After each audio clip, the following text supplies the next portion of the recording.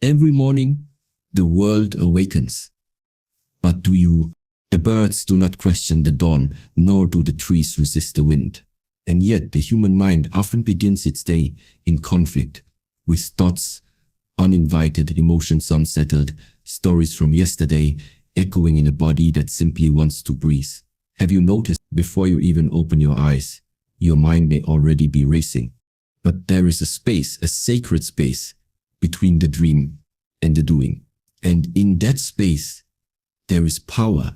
If you step into that silence each morning and speak just a few true words to yourself, you will shape your day before the world does. Let me show you what to tell yourself before the noise arrives. There is a quiet strength in the mountains. They do not react when the winds howl or when the rain falls in sheets against their face. The mountain simply remains, still, anchored, and unchanged in its essence. So too must we become the mountain. You see, every day the mind conjures its storms, waves of doubt, anxiety, craving, or resistance. And in most people, these storms are mistaken for the self. But this is a great error. You are not the clouds. You are the sky that holds them. To awaken each morning with this remembrance, I am the observer, not the storm, is to reclaim a power that so often slips away without our noticing. Because what pulls most of us into suffering is not the presence of emotion, but our identification with it. A moment of fear arises and we say, I am afraid. A flash of anger appears and we say, I am angry. But in truth, these are only energies passing through the field of your awareness. The true I is not the anger. It is the space that notices the anger. It is the stillness underneath. In Shaolin practice, we do not seek to destroy the storm. That would be war against nature. Instead, we train the body to remain steady and the mind to remain spacious, so that whatever arises, joy or sorrow, gain or loss, it can be witnessed without being grasped. Imagine standing by a river, leaves float by. Some are beautiful, some are heavy and rotting, but you do not jump into the river to catch or destroy them. You simply watch, one by one, they pass. That is the art of being the observer. This teaching does not mean becoming indifferent or cold. On the contrary, it allows you to feel more deeply because you are no longer afraid of what arises. The observer has compassion, but does not collapse into every passing emotion. The observer sees pain but does not drown in it. This is what it means to live with inner discipline, not the suppression of emotion, but the wise relationship with it. In the morning, before the world floods in, sit in silence, even if just for a few minutes. Breathe slowly and listen, not to your thoughts, but to the awareness that watches the thoughts. Can you find the one who is observing? Can you sit like the mountain while the winds of thought blow past your peaks? This is your anchor, your sanctuary.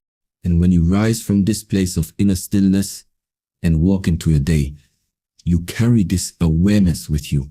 Someone may speak with anger. You observe a challenge may arise. You observe your own impatience may knock at the door of your heart. You breathe and observe. In this way, you stop being a puppet of the storm and begin to master your inner sky. It takes courage to watch yourself honestly, but this is the path of the Shaolin way, not to escape life, but to meet it with clarity from the still eye of the storm. There, even in the heart of noise, you remain untouched. The one who watches is stronger than what is watched. I carry nothing that does not serve me. There is a tree in the forest. You pass it every day. It stands tall, yet each season it lets go of what no longer serves its growth. In spring, it buds. In summer, it flourishes. And in autumn, it surrenders. Leaves falling gently to the ground, with no resistance, no regret. It does not cling to what once gave it shade. It does not mourn the colors that once defined its beauty. It simply knows to carry everything is to lose the strength to rise. In the same way, each morning we are invited to become like that tree, to ask ourselves, what am I still holding onto that weighs me down? Is it an old disappointment that stiffens the heart like winter frost? Is it a resentment that burns quietly, consuming your inner peace? Or perhaps it's an idea of who you were supposed to be by now, a story you've told yourself so many times you forgot it was optional. Shaolin teachings remind us that the path to freedom is not through addition, but through subtraction. Not by collecting more, but by shedding what no longer aligns with our inner harmony. And yet, most of us begin our day not with lightness, but with baggage, invisible, yet heavy, regret over yesterday's mistake, anxiety over tomorrow's outcome, a comparison planted in the mind by something seen or said. We carry these things into our breath, into our posture, into our words, and then we wonder why the body feels tense, why the mind feels crowded, why life feels so fast yet so stuck. To carry nothing that does not serve you is not neglect. It is wisdom. It is the conscious decision to unburden the soul, so it can move freely through the day. When you wake, before the phone, before the news, take a moment to observe your internal luggage, feel it without judgment, then ask softly, is this mine to carry today? If it brings no clarity, no joy, no usefulness, let it fall like the leaf, let it fall with grace. This is not always easy. The mind, like a collector of memories, resists emptying the shelf. It attaches meaning to the pain, identity to the story. But the river never questions what it must leave behind. It simply flows, and in flowing, it remains alive. So, must we learn to release again and again? A grudge is like a stone in your shoe. You may grow used to the discomfort, but over time, it will change the way you walk through the world. The sooner you remove it, the more freely you move toward who you are becoming. Letting go is an act of courage, but not dramatic courage. It is a silent act, a breath, a moment of inner honesty. You do not need to announce it to the world will feel it. In your presence, in the way your words carry less tension, in the way your eyes reflect more space, in the way your pace slows down just enough to hear your own life more clearly. And so, remind yourself each morning with gentleness. I carry nothing that does not serve me. Let this be your silent mantra. Let it echo in your breath as you rise. Let it ripple into the decisions you make, into the relationships you nurture, into the habits you choose. For the one who learns to walk lightly walks farther, not in speed, but in depth, not in noise, but in stillness. And from this place of lightness, we move gently onward. My breath is my anchor. There is something so subtle, so constant, that we forget it even exists until it falters. The breath, the silent companion from the moment of birth to the moment of departure. It is the first to arrive and the last to leave, yet it is rarely acknowledged. We chase many things throughout the day, deadlines, desires, validations, but the breath asks for none of that. It simply gives. It offers life in every inhale and release in every exhale. And so, to begin each morning with this remembrance, my breath is my anchor, is to return to the center before the mind is pulled in 1,000 directions. In the Shaolin tradition, before a movement is made, before a step is taken, the breath is found. This is not ritual for ritual's sake. It is because when the breath is erratic, the mind becomes scattered. When the breath is shallow, awareness becomes thin. But when the breath is deep and full, the present moment reveals itself. The mind settles, the body listens, the world slows to its natural rhythm. Your breath is not just oxygen. It is intelligence. It knows how to calm the heart before your thoughts can. It knows how to reset the nervous system without words. It is the rhythm that nature speaks in, the wind through the trees, the ocean tide, the rising and falling of the sun. So when you wake, before anything else, meet your breath. Do not manipulate it. Simply observe how it enters, how it pauses, how it leaves. And in that simple observation, you will discover a miracle, that stillness is not something you find later in the day, but something that has always been with you, in the breath you forgot to notice. In modern life, most people breathe only to survive. But in true practice, we breathe to awaken, to see more clearly, to feel more deeply, to return to now. When anger arises, we breathe. When the mind races, we breathe. When beauty appears, we breathe. Not to control the moment, but to be in it fully. The breath is the bridge between the body and the mind, between what is happening around you and what is happening within you. It is the gateway to both presence and peace. Laser meditation, the old monks teach, follow the breath like you would follow a butterfly, softly, without the grasping, with curiosity, not control. You do not chase it. You do not correct it. You simply walk with it. Inhale like stepping into a garden. Exhale like setting down a burden. And in this way, breath becomes not just a function, but a friend, a guide through noise, a rope tied to stillness. When the day becomes chaotic, the breath remains loyal. When people disappoint you, the breath does not abandon you. When failure whispers, when fear tightens your chest, when overthinking floods your thoughts, return to the breath, not as an escape, but as a reconnection. A deep inhale is a return to the root. A long exhale is a letting go of everything extra. Like the tide, you can rise and fall without losing yourself. And if you forget, that is also okay. The breath will wait. It does not punish. It does not rush. It meets you wherever you are, exactly as you are. This is what makes it sacred.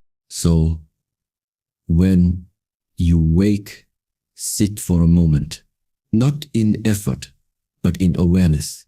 Let the first gift of your day be not a task, but a breath. Let it greet you like an old friend. Let it fill your body with the reminder, I am alive, I am present, I am anchored. And in this small act, you plant the seed of steadiness, so that when the day begins to sway, you do not let this breath lead you now into what comes next. Today is enough. There is a quiet wisdom in nature that many overlook. The bamboo does not rush to grow taller by envying the oak. Flower does not ask the sun for more hours in the day. Each lives fully in its appointed rhythm, without urgency, without complaint. In this way, nature teaches us a lesson we forget too often. What is here, right now, is already whole. But the modern mind resists this truth. It wakes not with gratitude, but with hunger, not with stillness, but with striving. Each morning, we rise with a list of things to fix, to reach, to achieve, as if life owes us more than this breath, more than this sunrise. But what if we began our day not with a sense of lack, but with the understanding that today is enough. Not because it is easy, not because it will go according to plan, but because it is complete in itself. The only day that exists, and the only one you are truly alive in. Yesterday has become memory. Tomorrow remains a dream. And this moment, it is real. It is the only place peace can grow. Everything else is noise, illusion, distraction. Shaolin teachings do not glorify busyness. They honor presence, the ability to do one thing with full attention, to walk without rushing, to speak without trying to impress, to eat without multitasking. These are not small things. They are the foundation of a steady life. And yet, most people live as though the day must be conquered instead of experienced. But the monk understands there is nothing to conquer, only something to meet, here and now, with an open heart and quiet mind. Ask yourself, when did the sunrise stop being enough? When did a warm cup of tea lose its wonder? When did we begin to measure our days by productivity instead of presence? Somewhere along the way, we were taught to equate success with exhaustion. But Shaolin practice invites another path, a path of discipline. Yes, but one rooted in awareness, not in constant ambition. In the West, people chase goals like shadows. In the East, the teaching is different. Slow down, soften your breath, do less, but do it well. That is where power lives, in the depths of each moment, not in the quantity of moments you collect. This does not mean stop growing. It means we grow from grounded soil. When we tell ourselves in the morning, today is enough, we are not abandoning our vision. We are anchoring ourselves in now. We are saying, I do not need to run to prove I am worthy. I do not need to do more to be enough. I will walk this day with full attention, and that will be my offering.